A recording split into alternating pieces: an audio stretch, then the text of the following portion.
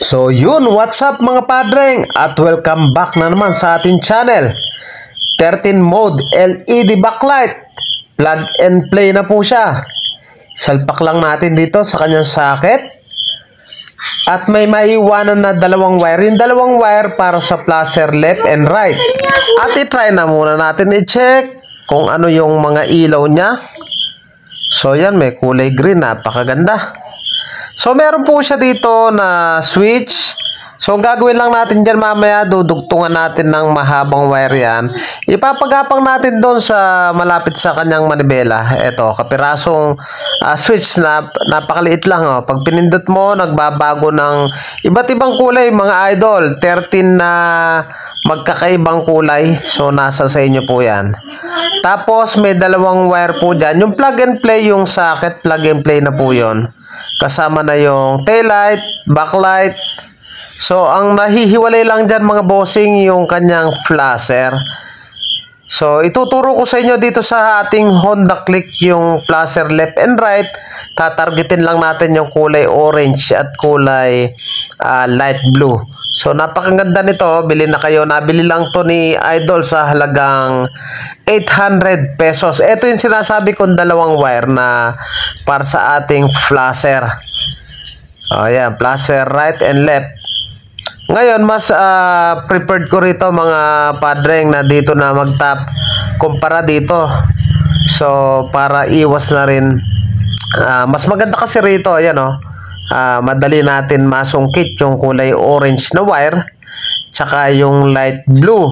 So, ang gagawin natin dyan, babakbakin lang natin yan. Pag binakbak natin yan, dapat hindi magkatapat, dapat magkalisya.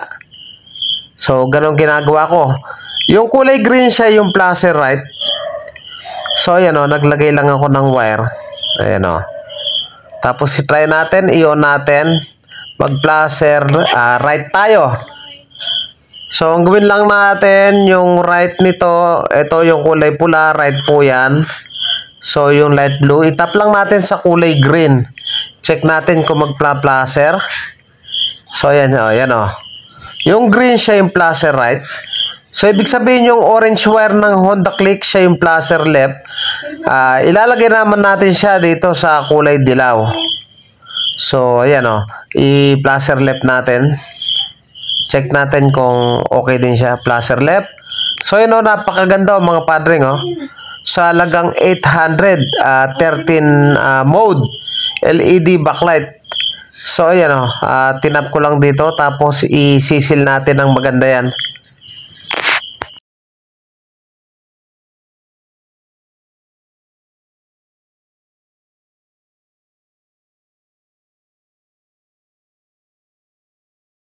Natin yung kanyang taillight na LED 13 mode, 13 iba't ibang kulay. So i-try natin.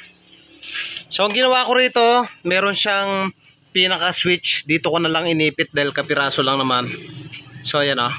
So pag naka-on yan, automatic yan. Ayan o. Sige, operate mo nga yung 13 kulay. Oh, ganda o, running light yung dating. Oh, ayan o. Nag-iba o. Steady, pula, blue, green, violet, light blue, yellow, running light na may green, may pink, may yellow, iba-iba. O, placer nga, placer. O, yabang o, placer right, kaliwa. Placer left, o, yabang mga idol. Pakipreno. Preno, pag preno, pure red. So tapos ang ginawa namin mga idol, dahil nagbukas na rin kami ng flarings, naglagay na ako ng kill switch dito, iwas na ako. Sige nga, try mong paanda rin. Ayan o. Ayan, umaandar siya mga idol o. Pindutin natin dito. Automatic, mamamatay yung makina for safety purposes. Paki-start. O yan, ayaw naman daro mga idol o. Ba? On natin. Sige, paki-start. Ayan o. 13 mode LED light dito. Mga padreng, in case na nais nyo magpagawa, magpa-install ng ganitong LED lights o backlight, sumadya lang po kayo dito sa Pulo, Hermosa, Bataan. At tabing tulay lang po tayo mismo. Shout out kay Ian Paul. Thank you po sa inyo. God bless at mabuhay po kayo.